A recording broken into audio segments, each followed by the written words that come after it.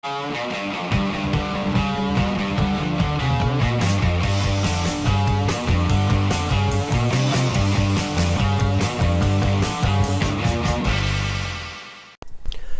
video we start with a hydration chart.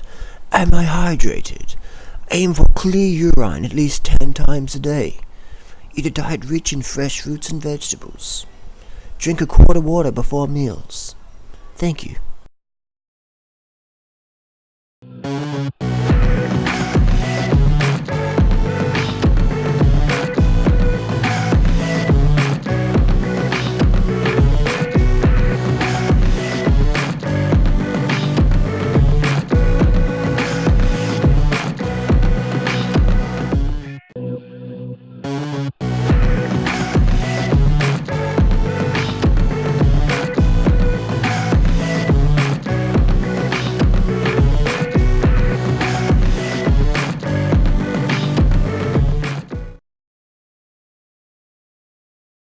Just out cruising along, on a commute, going home, seen this on the road. Seen these little bad boys. I always pick these up because these end up in the gutter here. Stormwater gutter, just go brushed out into the ocean and take a while to biodegrade, and then get the seals and the penguins, and it gets all fucked up and messy. So if you see these out on your training route, pick them up. They don't weigh nothing. I put this in my pocket and cut it up and chuck it in the bin where it belongs. Because if you leave the rednecks to their own devices, they'll definitely fuck up the planet. So you gotta do your bit. Be part of the solution versus part of the problem. Easy, easy, easy. Carb the fuck up so you have enough energy to give a fuck about yourself, the animals, the planet, and society and other people. Because that's what people do, is they don't get enough carbs, and then we don't have enough carbs, enough glycogen, you don't give a fuck about nothing but getting the next meal, because you're just like, you're in survival mode. You're in survival mode. So carb the fuck up to make the world a better place. People are like, I want to lose weight. I want to lose weight. Carb the fuck up and save the fucking planet. You'll never have a fucking weight issue then, will you?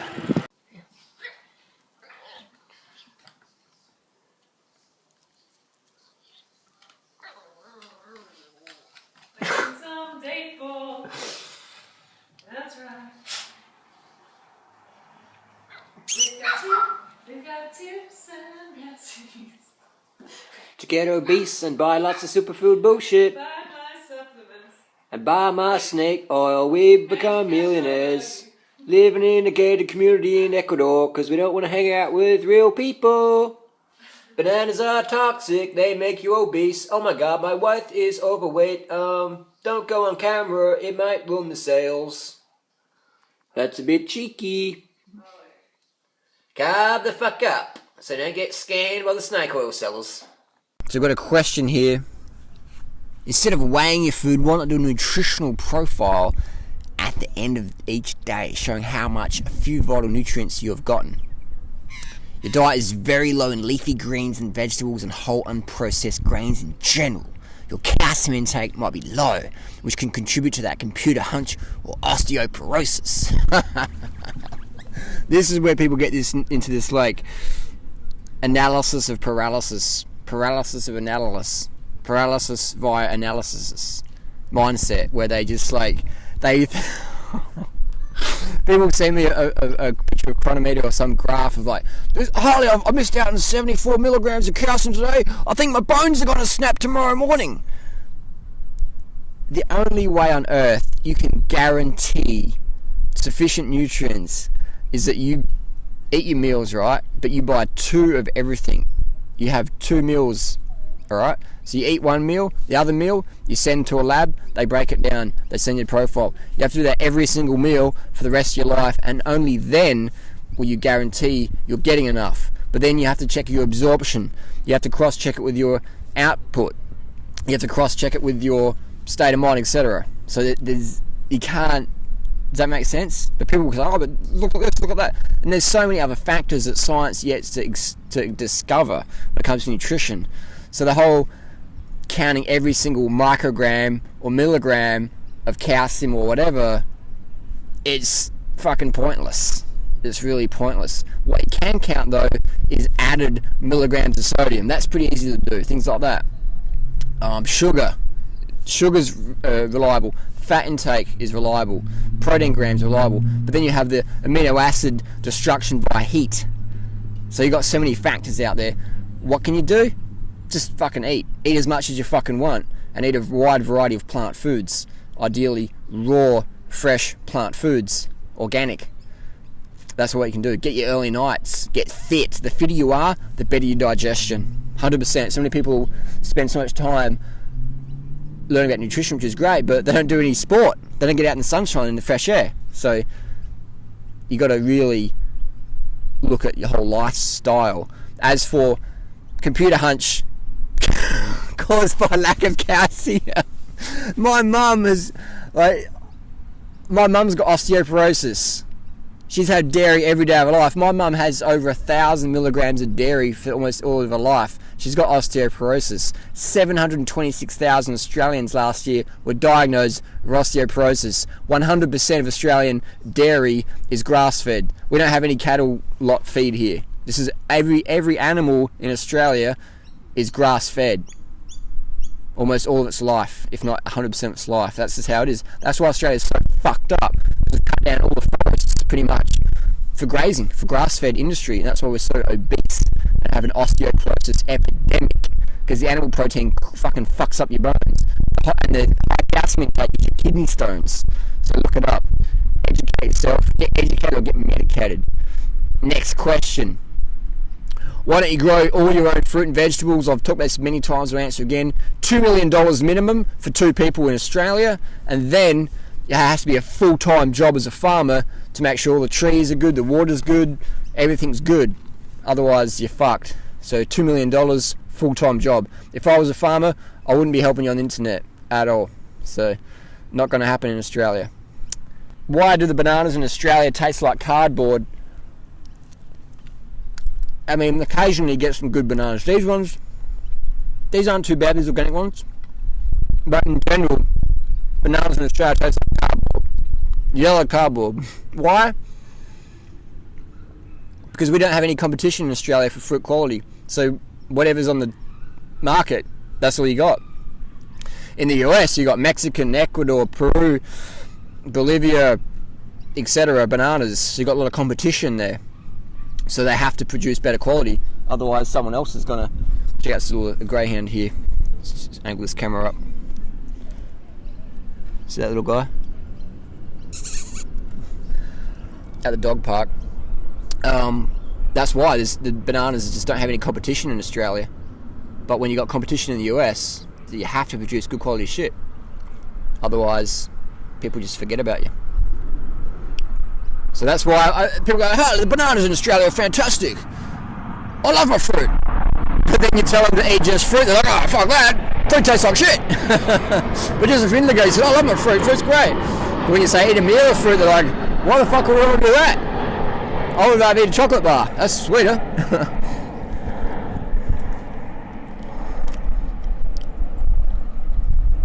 So, cherries are just coming in season. Here's a picture. Local cherries, $25 a kilo. This is wholesale price. This is from the farm direct. This cherry farm is literally 4 kilometers from my house, from my front door. 4 kilometers away. Local organic cherries. $25 a kilo. Here's the thing, they taste like shit. I wouldn't even eat them if I got them for free. I'd chuck them in the garden.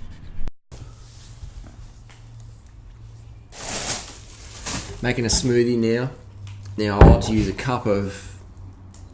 around a cup, sometimes of sugar if the bananas. These are organic bananas. They're ripe. Not very sweet though. Not very sweet. So very low in calories. I want to boost the calories by adding in some sugar. In nature, this would be sweet as. Figsy, what are you doing? It'd be sweet as. But because they're picked very green, like most fruits picked green, you don't get the full sugar set. It's just how it is. So we're adding in what should be there. So if you just eat that, that's good, but you're getting fuck all sugar, really, aren't you? Fuck all sugar. That's why I laugh so heartily at all the idiots out there saying, "Fruit's really high in sugar these days. It's been going too much sugar." Fuck off. Try and do a fruitarian diet for a while, and you'll soon realise that, oh my god, this fruit's pretty fucking bland. Have quality fruit, and then you work out the commercial stuff. just doesn't really cut it, unfortunately. Especially in Australia. This is the highest quality organic you can get. Tastes like fucking cardboard. Cup of sugar. In the thing. Now sugar, this is coconut sugar, it's about $5 a cup. That's about $5 worth of sugar there. You can get your standard Australian organic sugar. That's about 55 cents for a cup. So we've got 55 cents, $5, or you can use organic dates at about $10 for the same amount of sugar added. The date, I love the dates, so I can afford either $10, $5, or 55 cents, but I want to give people options, because I understand that some people might have families and they've got not as much money as I have or whatever. So we give people options, you know. I don't live in a gated community and drive a fucking Porsche. I'm a real world person. I give real world options. Not that driving a Porsche makes you a bad person, but you know what I mean? I understand that I'm a people person. I'll travel around. I've been homeless before. I can fucking relate to all levels of people. And for these fruit-wise things, bit of texture. I like to stimulate my appetite as much as possible so I eat more. The more you eat, the more you can live. I should say, the more you eat of high-quality things, carbohydrates, the more you can live. Because you got more energy to do shit. These big bananas. This is a Lance Armstrong book.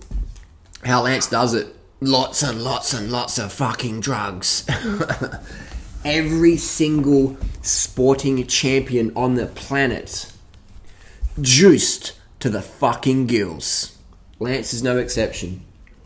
It's still a valid book though, because Lance had a lot of it up here. Drugs give you that physical edge, but you still got a bit of a mental thing going on there. So always lessons to learn there from our dopers, but 100% every single world-class famous athlete on that planet juiced to the fucking gills. But imagine if that became like mainstream knowledge. Can you imagine? What would people do? What would people do with their time on the weekends? Spend it with their kids? Watch the Super Bowl. Watch all the people on hot sauce. Live the fairy tale. Perpetuate the fairy tale. Little dog there. She's shy. Doesn't like eating on camera. Let's see if we can get her again. It's like an animal documentary. Look at that. The wild Cambodian greyhound smells the food and seeks it out. Some caloric nourishment for the little skinny dog. This time of year it wears a purple coat. Part of the breeding season. It gets a big chunk and retreats to its natural settings. Notice how dogs don't chew, they just gulp. Just gulping down that vegan pet food. Look at it. We're watching you, Figsy. They don't chew, do they? They gulp. So next time you're eating your steak, just gulp it down like a real omnivore does. Crazy. Questions. Heading to Port Douglas soon for about 2 weeks and can't find any vegan spots to eat there, or even as much as an organic store. A friend told me that fruit grows trees and everywhere there, but most likely to get into trouble for harvesting them, and whatever fruit is actually sold there you pay crazy prices for. Love my fruits and veggies, so this came as a rough news for me. Would love it if you could offer me any tips living up there. Well, Port Douglas is a beautiful location. It's in far north Queensland, above Cairns. Very, very, very scenic location. I'm not sure if this person's from Australia or from the US. If they're from Australia, they'll understand how expensive things are here. If they're from the US and they're going to Port Douglas, they're going to get a fucking rude shock. For one, it's a perfect climate for growing world-class tropical fruit. Secondly, it's really fucking hard to get tropical fruit up there. Thirdly, if you can get it, they're going to fucking bend you over and take it from you. Fourth, not much fruit grows up there. I mean, someone who doesn't eat fruit or eats like a banana once every few days might go, oh, it's everywhere. But a fruitarian, there's no fruitarians living in Port Douglas because there's not much of a fruit scene going on there. There's fuck all. There's a thing called Port Produce, which is they sell to the restaurants, but you'll be getting bent over when you go to Port Produce. And even then, the quality is pretty... Fruit quality in Australia is very low. It's probably the lowest quality. It would be the lowest quality of any nation in the world, Australia, for fruit. We can grow some exceptional things. There's some exceptional organic farmers here, but there's like a handful of them. And so they can't produce that much food because there's only like 3 or 4 or 5 of them that are really growing A-grade fucking produce. The rest are just putting out shit and people are buying it because that's all you got. That's all you got in Australia. You don't have an option really. People say, grow your own. That's great. If you live in a fairy tale world, $2 million minimum for an organic farm here in Australia to get us going, good land, rock dust of soil. That's for about 2 people, 2 fruitarians, $2 million. And it's going to take you at least 10 years of full-time work to really get that going in terms of having the money, then quitting your day job, and then you work on that farm and you make it happen. So $2 million plus 10 years. Welcome to Australia. Port Douglas, there's always vegan food at Port Douglas. You got Coles there. You can always get vegan food at most restaurants. But the thing is, going to restaurants is a bit of a letdown because most of the time their food is too greasy, too salty. But you know, a good restaurant can steam up some rice for you. You could bring your own sauce and put it on the plate. Depends. There's always ways around it. A good website is happycow.net. If I was going to a restaurant in Port Douglas, I wouldn't actually go to a restaurant in Port Douglas because there's every single restaurant in Port Douglas that I can think of is crap. It's their shit. They don't even use organic produce, most of them. So why would I want to pay that much money to go to some shitty restaurant that doesn't know how to make real food? I wouldn't go to a restaurant in Port Douglas. People are like, you don't understand, this is high class fine dining. Fuck off. Dog food isn't fine dining. Restaurants that serve dog food, that's not my definition of fine dining. Call it what you want, but it's not fine dining. People serve dog food. It's not fine dining. This is not dog food. It's fucking meat. It's dog food. It's what dogs eat. My dog eats better than that. My dog eats fucking vegan foods. And occasionally the dog catches a mouse. But Port Douglas, go there. Definitely check it out. Do a YouTube blog about it. Do a YouTube vlog. Say, this is my experience in Port Douglas. Do an experience about it. So then other people Googling up can check it out. Everyone should be doing fucking YouTube videos about locations or situations or whatever, sharing their personal experience. And keyword it in the good name. Port Douglas fruitarian, or eating vegan in Port Douglas, or travel Port Douglas, whatever. Eating healthy and lean in Port Douglas, Australia, whatever. So when people Google it up, your video comes up, number one ranking. Getting full here, getting full. Another question. Please debunk this moron. And the person sent me to a YouTube video called Eat Less, Live Longer. I'm not even going to watch the video because I know it's just some calorie restriction bullshit. Basically, to debunk calorie restriction, where are the long-term anorexics that live long life? Anorexia has been around a long time, but they all seem to die pretty early. They're the ones who can maintain it. Calorie restriction doesn't extend life. Every single calorie restriction study has never been done on fucking humans. So I'm sorry, but doing studies on rats and worms and then translating that evidence to humans is a bit bullshit in my book. So when there's some human studies out there showing otherwise, then maybe we'll pay attention to it. But otherwise, it's just people telling bad people good things about their bad habits. All right, this is going to blend this bad boy up, and we're going to drink it down. Calorie restriction, eh? Calorie restriction. Sit and spin. Vegetarian vegan for 40 years. Made me stop, gave me pause. Went, got my cholesterol checked, and wanted to head over to the medical library to see if there's anything new in the medical literature that could help me explain.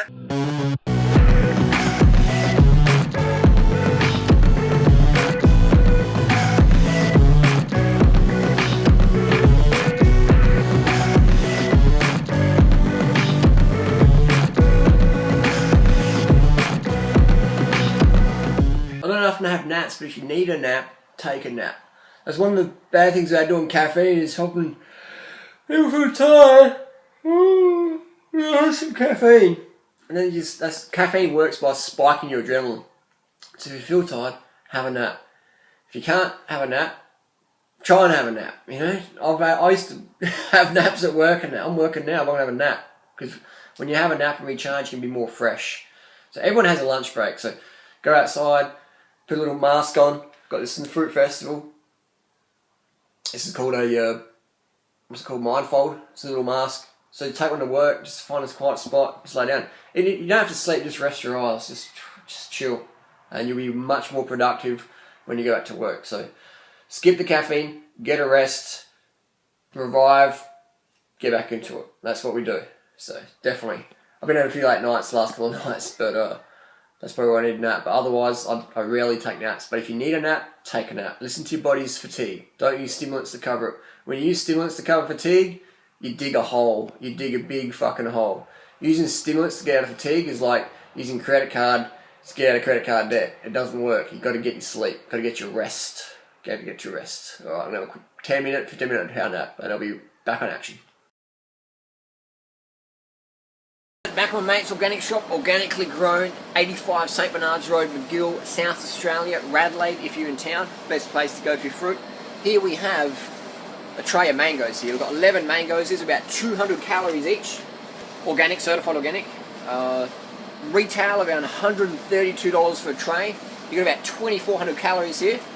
So if you're eating 2,400 calories, if you're doing mango islands organically in South Australia, you're looking at about $1,000 a week.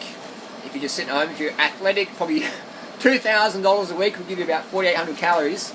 So that's probably pretty viable for a lot of people. But seriously, that's why we give people a fucking backup plan. I can afford to eat a $70 meal of mangoes or a $100 meal of mangoes. Most people can't. That's why we give people a backup plan. Does that make sense? I love fucking eating mangoes, alright? But I don't like that conventional shit because that's full of poison and they taste like shit most of the time. These mangoes taste incredible. Incredible. Just let them ripen up. But there you go. That's the Australian mangoes. Beautiful. Don't eat conventional Australian mangoes because they're full of fucking poison. Get the organic ones. Rob a fucking bank if you have to. Then we had about 500 calories.